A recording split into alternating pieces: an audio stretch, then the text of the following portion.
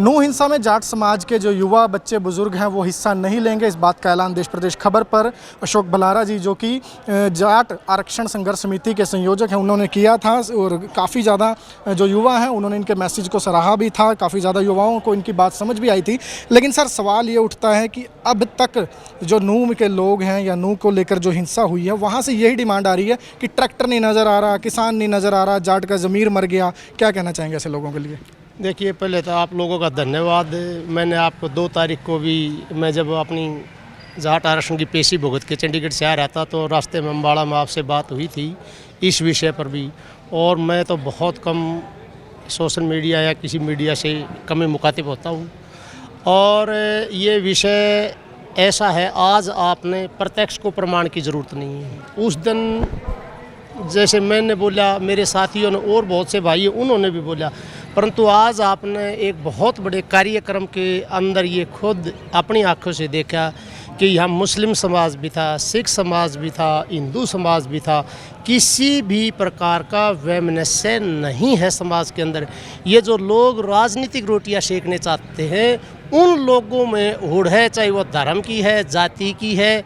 आम समाज में कोई भी इस लड़ाई में नहीं कूदना चाहता। और मैं आपका भी और अपने समाज का भी इस बात के लिए धन्यवाद करना चाहूँगा कि 2 तारीख की जो वीडियो आप लोगों ने वो बनाई थी, और उसके बाद हमारे सैकड़ों भाइयों ने और वीडियो समाज में छोड़ी, और उस बात के नतीजे ये नज़र आए कि भाई समाज समझ रहा था। तो हमें इस बात की खुशी है कि हमने कोई ये नहीं कि हमारे कहने से कोई नहीं गया, परंतु खुशी इस बात की है कि चौधरी छोटूराम जो बात कह रहे थे, पहली बार ऐसा महसूस होया कि हमारा समाज उनकी बात को अक्सर टू अक्सर समझ गया और किसी के धर्म उन्माद में या उकसावे में बहकावे में बिल्कुल नहीं आया। हम हिंदू हैं, अपने परिवार बाई बर्थ कह लीजिएगा या हमारा आज भी रिलीजियस जो सिस्टम है वो हिंदू है, परंतु हम पाखंड के हिंदू में विश्वास नहीं करते। पाखंड में विश्वास नहीं करते। कोई नारे बोलने से या कोई विशेष किस्म की पूजा करने से या गोरक्षक बनने से या कोई और तिलक लगाने से ऐसा हिंदू हो जाएगा। हम तो केवल कर्म में विश्वास करते हैं। खेती बाड़ी करने वाले लोग हैं, हम उस परिवार से आते जहाँ किसानी का काम होता है। और अपने भाइयों से ये कहेंगे, भाई ये राजनीति के लिए राजनीतिक पार्टियां, चाहे वो बीजेपी है, चाहे आरएसएस की विचारधारा, ये लोग दंगे करवाते हैं। भाई ये आप दंगे नहीं करवाना चाहते तो बीटू बजरंगी को रोक लीजिएगा, मोनू मानेसर को रोक लीजिए, क्यों दंगे होंगे। परंतु आज हम तो अपनी बात करते हैं। आपके सामने किसान वर्ग आज इतना इकट्ठा हुआ, भाईचारा भी था, औरतें भी थी, मुस्लिम समाज था, हिंदू समाज था और सिख समाज भी था।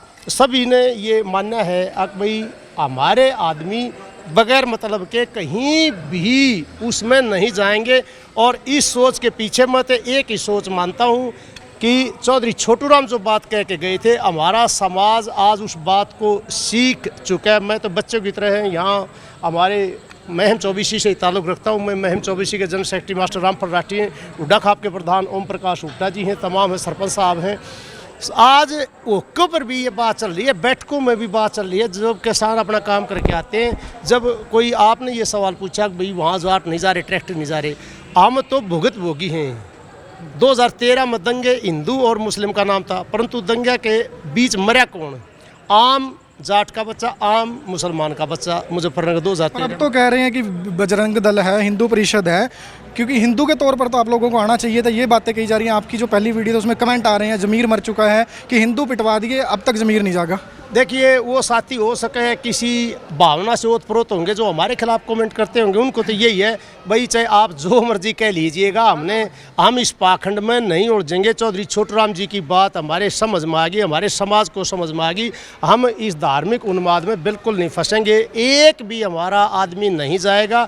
हम अपने बच्चों के लिए रोज़गार तलाश रहे हैं, उनके लिए कोई काम धंधा तसल रहे हैं। और आज ये केवल हिंदू कार्ड जब याद आ रहा है, जब आप चुनाव के मोड में हो, आपने यही मैं बात जो कर रहा था बीच में आपने रोका, 2013 में जाटों के बच्चे, आम जाटों के बच्चे मरे, आम मुसलमान के बच्चे मरे। जाट आरक्षण में 32 लड़के हमारे गोलियों से मार दिए। जब कहाँ चली गई थी आपकी या धर्म की बखान?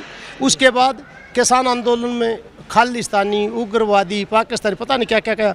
और अब जब आधे सभी पार जब होगी, जब जंतर मंतर पर हमारी नामी ग्रामी इंटरनेशनल ओलंपियन जब लड़कियां का बाल घसीटे गए और उनके बारे में पता नहीं अनाप शनाप किस तरह कितनी बातें। आंदोलन को भी कह दिया गया था कि जाटों का आंदोलन है ये तो। हाँ, तो मैं आपके सामने खड़ा हूँ, हम कोई 10 बार आपके सामने खापा के प्रधान के, ये सभी लोग हम सब इकट्ठे उठे, कई सौ लोग, और कई खापा के प्रधान वहाँ गए थे, और उसके बाद भी जाटों का बता रहे हैं सर्वखाप होती है। और उसमें इंटरनेशनल खिलाड़ी है, जब वो तिरंगा का मान सम्मान विदेशों में करके आए, तब तो प्रधानमंत्री उनको बड़े आदर के साथ चाय पिला रहे थे, और उसके साथ जब उनका उद्घाटन का 28 तारीख की बात आई थी तो बाल पर भी घसीटा गया। बलारा साहब, जाट समाज को गर्मजोशी के लिए गर्म दल की तरह देखा जाता है, इस बार दिमाग में ऐसी क्या आई कि हम तो इस हिंसा से दूर रहेंगे?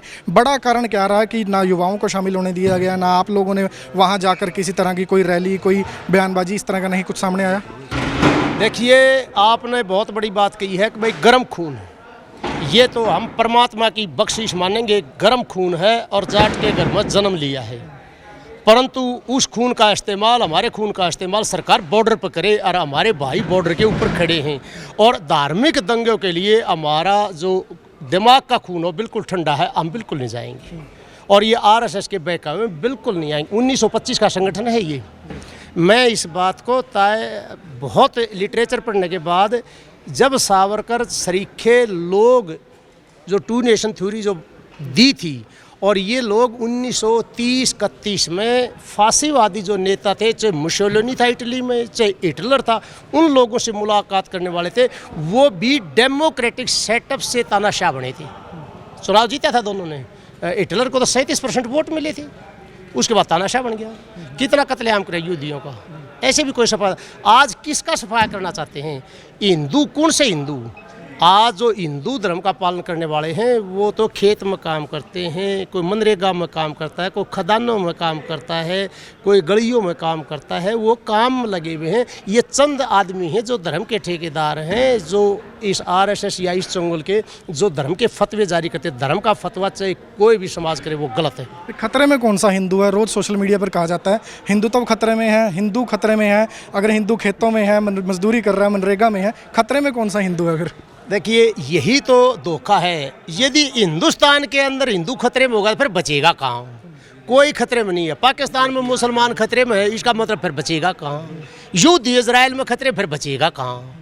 ये कोई खतरे में नहीं है, ये इलेक्शन खतरे में है। इस इलेक्शन को बचाने के लिए आरएसएस ने ये आदमी मरवाने हैं, और वो खून किसका बहेगा? हिंदू का बहेगा, मुसलमान का बहेगा, इस बात से कोई नहीं। प्रोपेगेंडा ये है, अगर हिंदू मुस्लिम बनवा दो और चुनाव जीत जाओ। अब तक आप नूह से दूर रहे थे, आज मंच से ऐलान किया है कि जब सारा माहौल शांत हो जाएगा, एक शांति के तौर पर यात्रा निकाली जाएगी, उस यात्रा में शामिल होंगे? 100% कभी भी मेवात से दूर नहीं। मेरा तो बहुत ज़्यादा मन लगता है, मैं बहुत ज़्यादा विजिट करता हूँ। और हसन खां मेवाती के बारे में यहाँ क्या आ गया? तैयब हुसैन एक बहुत बड़े नेता थे, उसका बेटा आज बीजेपी में है, जाकिर हुसैन है। उसके पिताजी तैयब हुसैन थे, और तैयब हुसैन का जो बाप था यासीन, अलवर के राजा के खिलाफ लड़ाई लड़ी थी। 1919 का जलियांवाला कांड सब ने देखा है, परंतु 1925 का अलवर के राजा ने हजारों किसान मरवा दिए थे, वो भी जलियांवाला कांड था, जब यासीन मेयर आगे गई थी लड़ाई को लड़ने के लिए। तो शामिल होंगे इसमें शांति यात्रा में? 100% हमारा पूरा खापे अमन खाप चौधरी के साथ जाएंगे, और भाई मुस्लिम भी जाएंगे, और सिख समाज बहुत। आज जत्थेदार का है बयान आया है, डॉक्टर हरप्रीत सिंह जो दमदमा साहिब के जत्थेदार हैं, और कुछ लंबे समय तक वो अकाल तख्त के भी जत्थेदार रहे हैं, तो उनका भी बयान आया। हम सर्वधर्म सम्मेलन करेंगे, और मैं फिर हाथ जोड़ कर अपील करता हूँ अपने समाज को। पहले तो धन्यवाद दूंगा कि चौधरी छोटू राम को आपने सीख लिया। उन्होंने ये कहा था ऐसे दंगों में मत पड़ना, और मैं नौजवान साथियों को भी, और बड़े खाप चौधरियों को, दूसरे जिम्मेदार लोगों को, अगवा लोगों को समाज के, उन अपने बच्चे रोके, और हम अपने बच्चों को किसी काम धंधे में, नौकरी में, रोजगार की तरफ बढ़ाएंगे, न कि किसी धर्मात उपद्रव में बेचेंगे। बहुत बहुत धन्यवाद सर। तो ये थे अशोक बलारा जो बता रहे हैं कि अब जाट समाज का युवा जो है वो नौकरियों की तरफ, देश की तरफ बढ़ेगा, और अगर सरकार को खून चाहिए इनका तो बॉर्डर पर ले सकती है, अगर देश की हित में चाहिए तो वहाँ पर ले सकती है, लेकिन धर्म से जुड़े हुए जो ऐसे मामले हैं, धर्म से जुड़ी हुई जो हिंसा की जगहें हैं, वहाँ पर समाज के युवा, बच्चे, बुजुर्ग हरगिज़ नहीं जाएंगे।